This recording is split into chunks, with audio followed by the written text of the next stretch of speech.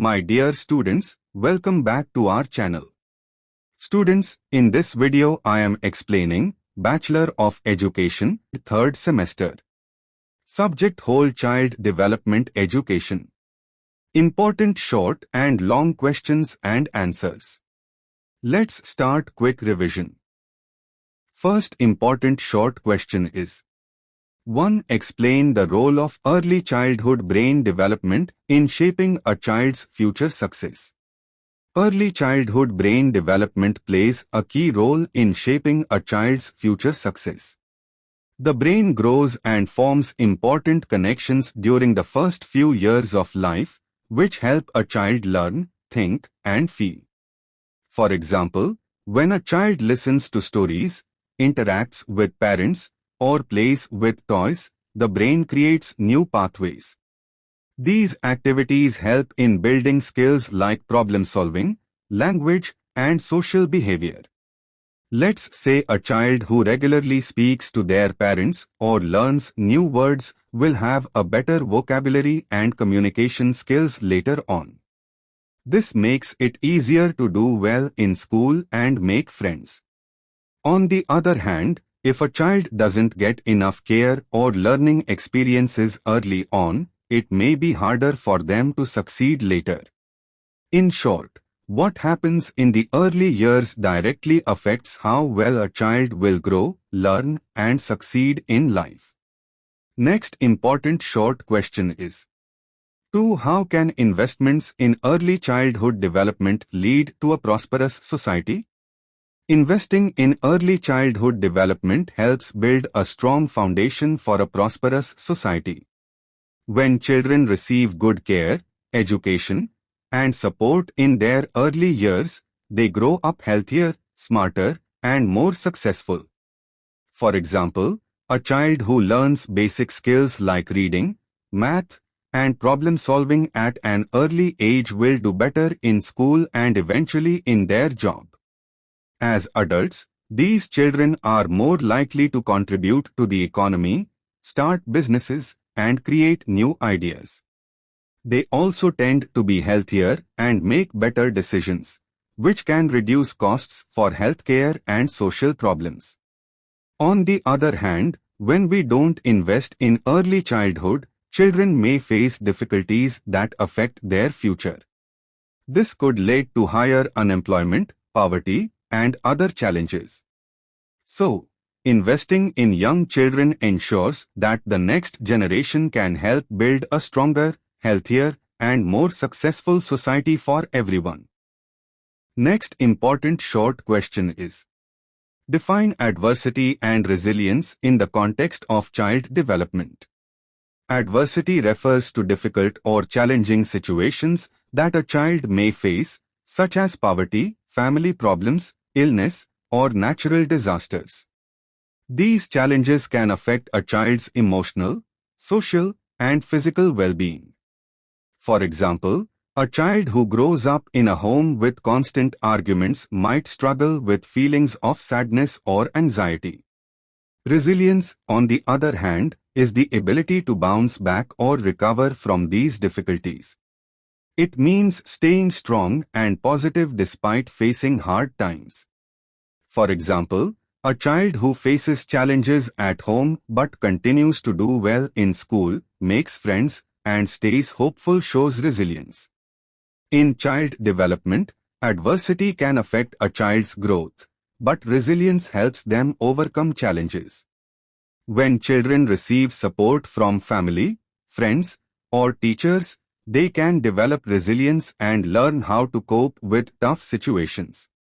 This helps them grow into strong, confident adults. Next important short question is: how do key relationships help children develop resilience during times of adversity?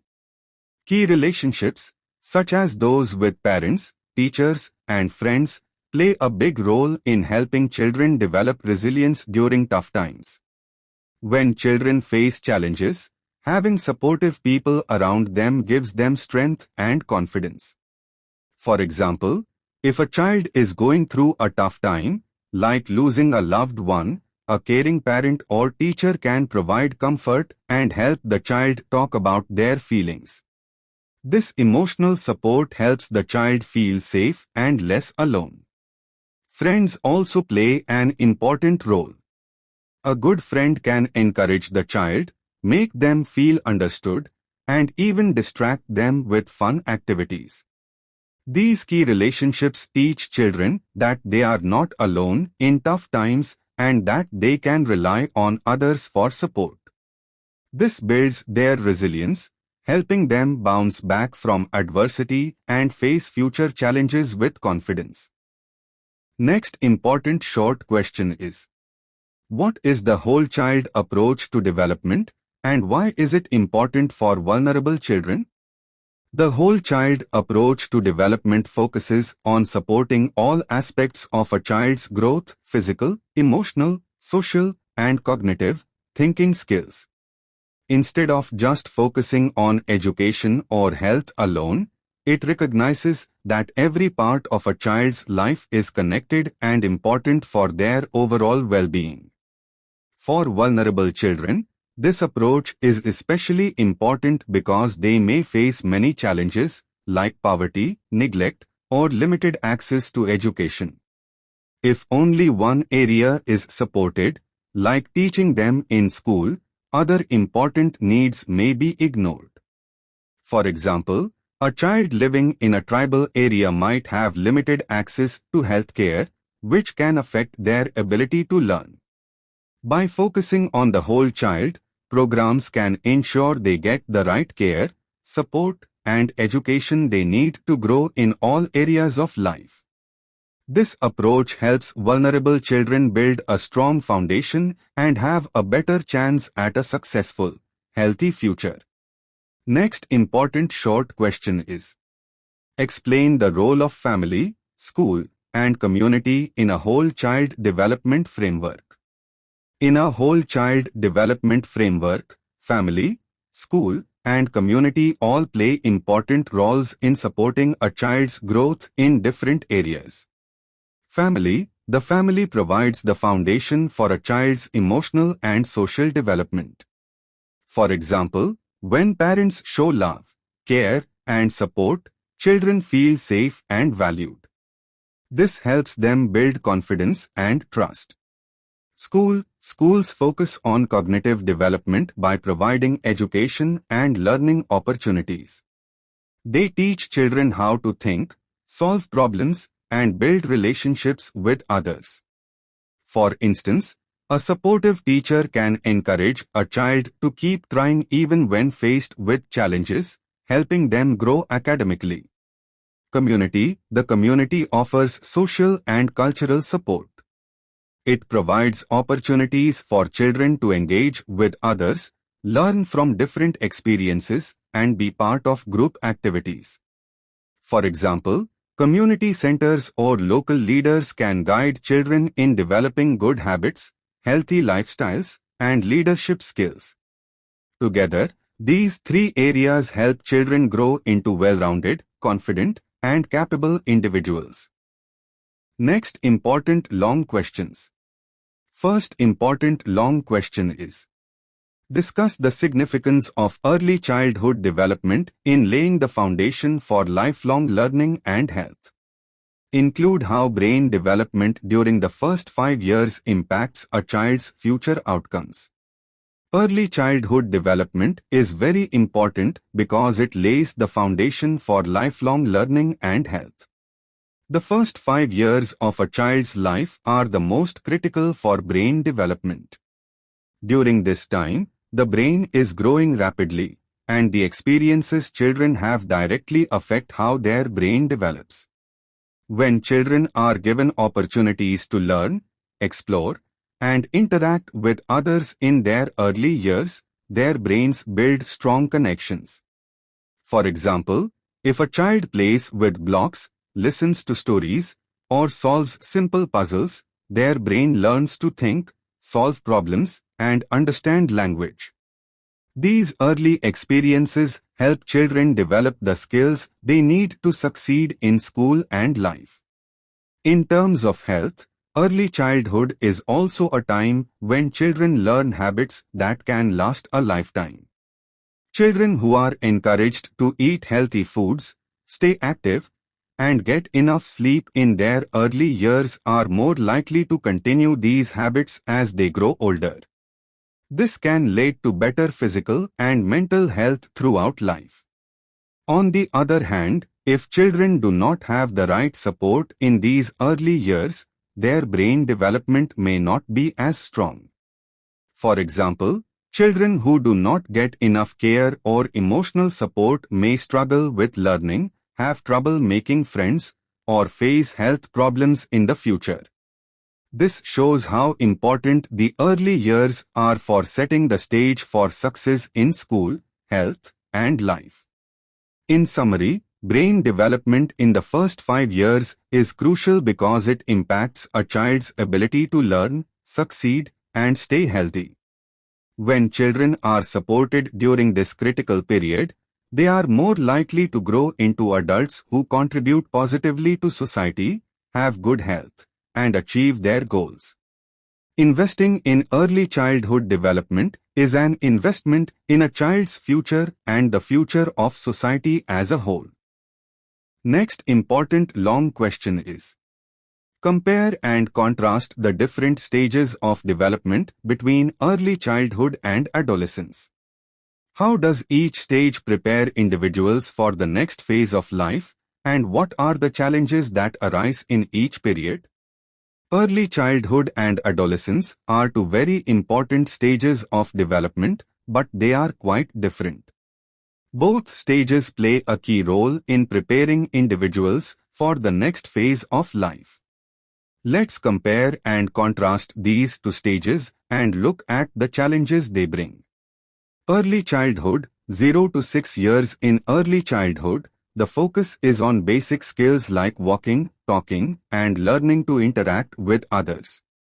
This is when a child's brain grows the fastest, and they start to develop their social, emotional, and cognitive abilities. For example, during this time, children learn to speak their first words, form simple sentences, and understand basic concepts like colors and shapes. They also start to develop social skills like sharing and playing with others. Challenges in early childhood. One challenge in early childhood is ensuring that children receive enough care and learning experiences. Without proper nutrition, love, and stimulation, a child's development may be delayed. Neglect or lack of attention can also lead to emotional and social difficulties. Adolescence, 12 to 18 years. Adolescence is a time of rapid physical and emotional changes. During this stage, teenagers experience puberty, which brings about physical changes like growth spurts and hormonal shifts. Cognitive development also continues, and they begin to think more critically and make independent decisions. Socially, adolescents start to form deeper relationships with peers and explore their own identity. Challenges in adolescence. One challenge in adolescence is managing emotions and dealing with peer pressure. Teens often feel the need to fit in with their friends and may struggle with their self-esteem. They also start making important decisions about their future, like choosing careers or focusing on studies, which can bring stress and confusion. How each stage prepares for the next. Early childhood sets the foundation for later stages. Basic skills like communication, trust, and emotional regulation are developed here, which help during adolescence. In adolescence, individuals start to build on these foundations. They learn to make more complex decisions, form strong relationships, and gain independence, which prepares them for adulthood. In summary, early childhood focuses on growth and learning basic skills, while adolescence is about exploring identity and becoming independent. Each stage presents its own challenges, but also prepares individuals for the next phase of life. Next important long question is: examine the findings related to adversity and resilience among scheduled caste and vulnerable tribal groups in Telangana. What are the specific challenges these groups face, and how can resilience be fostered within these communities? Scheduled castes, SC, and scheduled tribes, SENT, including particularly vulnerable tribal groups, PVTGs, in Telangana face several challenges that impact their development and overall well-being. These challenges create adversity, but resilience can help these communities overcome difficulties and build a better future. Challenges faced by SC and SENT communities. 1. Economic struggles. Many SC and SENT families in Telangana live in poverty and depend on agriculture or manual labor for income. Due to lack of land, resources, and modern farming techniques, they often face economic hardships. For example, a tribal family may struggle to grow enough crops to meet their needs due to poor soil quality or unpredictable weather. 2. Limited education opportunities. Education is a major barrier. Many children from these communities face difficulties in accessing quality education due to poverty, remote locations, and inadequate infrastructure. This limits their future job opportunities and personal growth. 3. Health disparities. Tribal groups often live in isolated areas with poor access to healthcare services. This results in higher rates of illness and lower life expectancy. For instance, a tribal child may not have access to vaccinations or basic health care, which affects their overall development. 4. Social exclusion. SC and SENT communities often face discrimination and exclusion from mainstream society. This social marginalization limits their access to resources and opportunities, creating barriers to growth and success. Fostering resilience.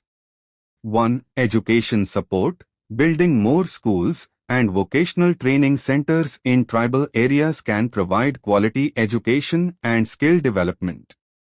For example, Telangana has established residential schools for SC SENT students that focus on both academic learning and personal development. 2. Economic empowerment. Introducing programs that provide financial support, like small loans for business ventures or training in new skills, can help families become self-reliant. Encouraging entrepreneurship in agriculture or handicrafts can also help create a stable income source. 3. Improved healthcare. Increasing access to healthcare by setting up more medical centers and providing mobile health services can help reduce health disparities. Awareness programs on nutrition, hygiene, and preventive care are also important. 4. Community building. Strengthening community ties and promoting cultural pride can help these communities face adversity. Support systems, such as self-help groups, can empower people to work together and overcome challenges. By addressing these challenges and fostering resilience, SC and SENT communities in Telangana can improve their living conditions and build a brighter future. Next important long question is: compare and contrast how adversity and resilience are experienced in global and local contexts, focusing on Telangana. What unique factors shape resilience in children from vulnerable communities in Telangana compared to children in other parts of the world? Adversity and resilience are experienced differently in global and local contexts. While challenges may be similar, the way children from vulnerable communities face and overcome them can vary due to cultural, economic, and social factors. Adversity in global and local contexts. Globally, adversity can stem from poverty, natural disasters, war, or social discrimination. Children in war-torn countries, like Syria or Ukraine, face violence, displacement, and loss of family members. Similarly, Children in economically disadvantaged areas struggle with poverty, limited access to education, and poor health care. These challenges lead to emotional, physical, and mental stress. In Telangana, vulnerable communities, especially scheduled castes, SC, and scheduled tribes, SENT, face similar adversities like poverty, poor access to education, and health issues. However, additional factors such as social exclusion, caste-based discrimination, and isolation in remote tribal areas make their challenges unique. For example, a child from a tribal community in Telangana might struggle not only with poverty but also with lack of access to clean water, health care, and education due to their remote location. Resilience in global and local contexts. Resilience is the ability to recover from difficulties, adapt to challenges, and grow stronger. Globally, resilience can be shaped by community support, family bonds, and access to resources like education and healthcare. Children who experience adversity but have supportive adults, education, and opportunities to express themselves can show high resilience. In Telangana, resilience in children is shaped by a combination of community ties, cultural practices, and support systems. For example, tribal children, despite facing isolation, often have strong family bonds and a deep connection to their culture. Their resilience is nurtured by these close-knit communities and traditional knowledge, which helps them cope with hardship. Moreover, initiatives like tribal schools and government welfare schemes play a crucial role in supporting resilience. Unique factors shaping resilience in Telangana. 1. Cultural identity. Tribal children in Telangana often rely on their rich cultural traditions to build resilience. Their connection to nature, traditional practices, and community support helps them cope with adversity. 2. Government support. Programs like Telangana's residential schools for SC-sent students and health services help reduce the barriers faced by vulnerable children, offering them a chance to succeed. 3. Community networks. Despite facing poverty and isolation, strong community ties and local leaders play a role in supporting vulnerable children, offering guidance and a sense of belonging. In conclusion, while adversity and resilience are experienced globally, local factors like culture, community support, and access to resources shape how children in Telangana overcome challenges compared to children in other parts of the world. Next important long question is: analyze the structure and goals of tribal and social welfare societies' residential schools in Telangana. How does the whole child development framework implemented through Project Sampurna enhance the quality of education and support for children in these schools?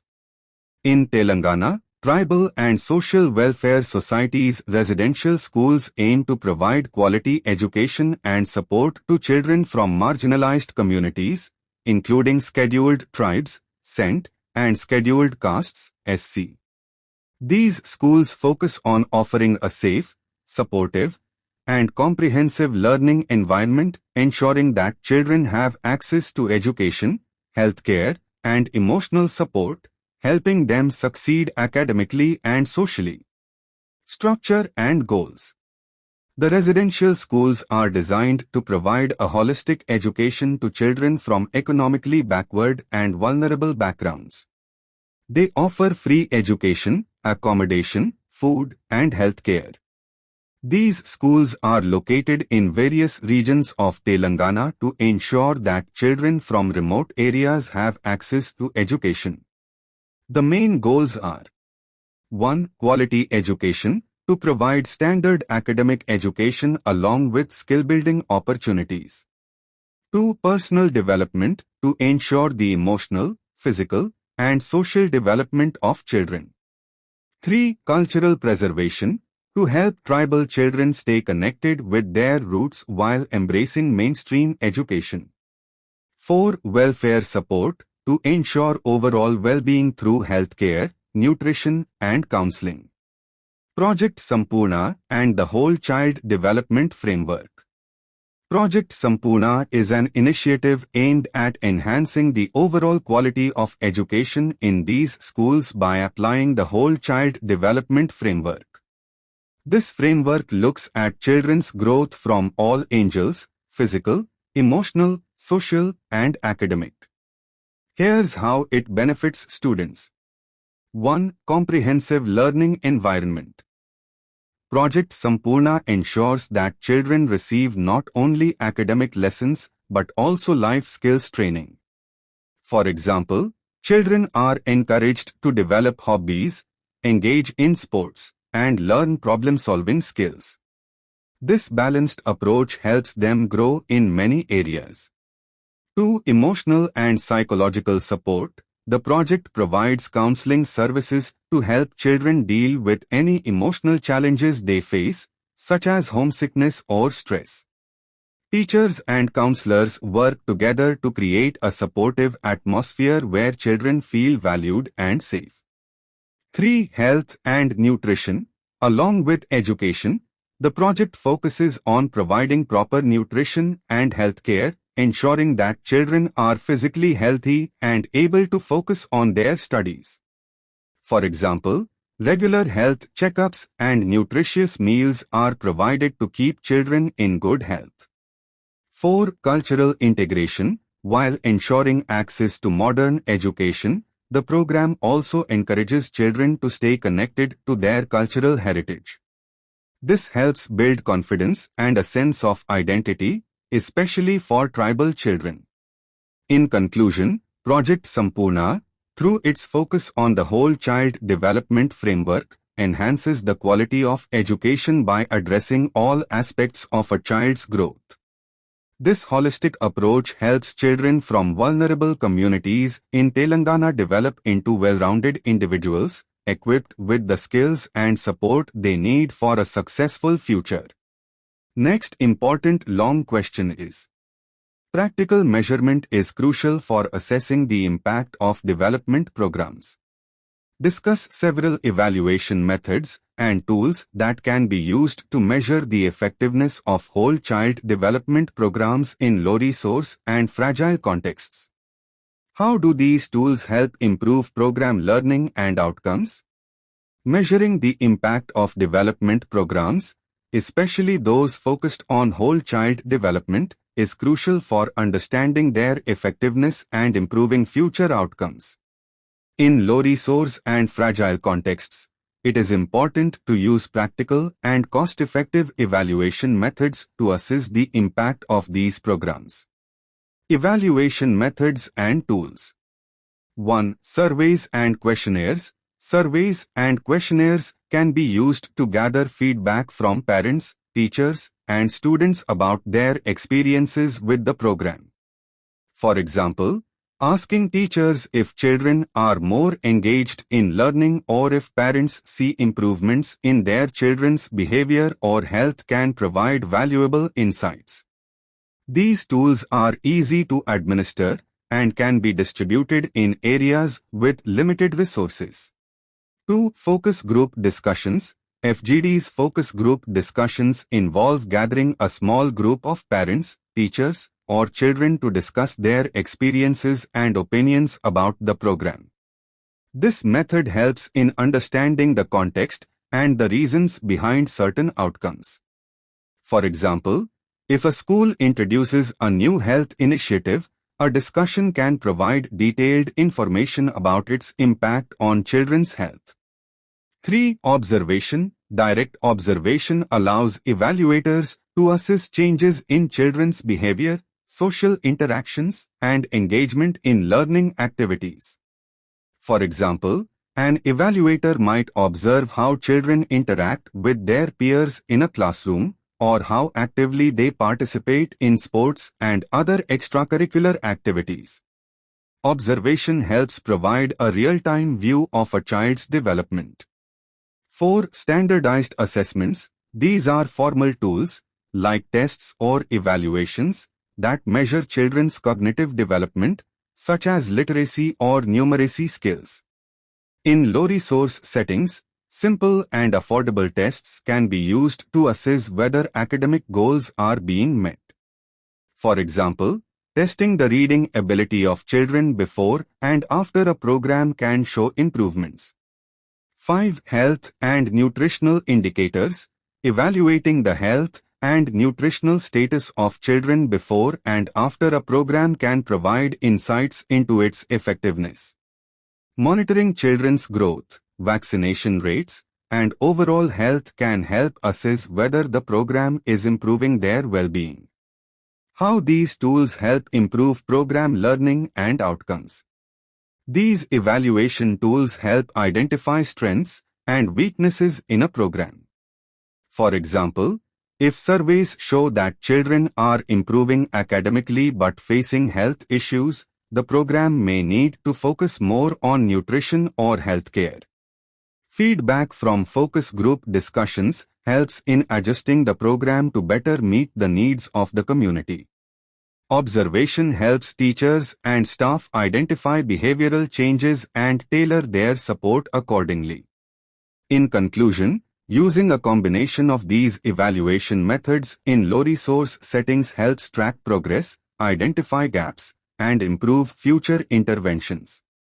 This ensures that children in fragile contexts receive the support they need for holistic development. I hope you understand easily each question. All the best, students, for your upcoming exam. For other subject quick revision. Important questions. Previous question papers. And syllabus. Links are available in description. Check out once. Thank you for watching. Like and share this video with your friends.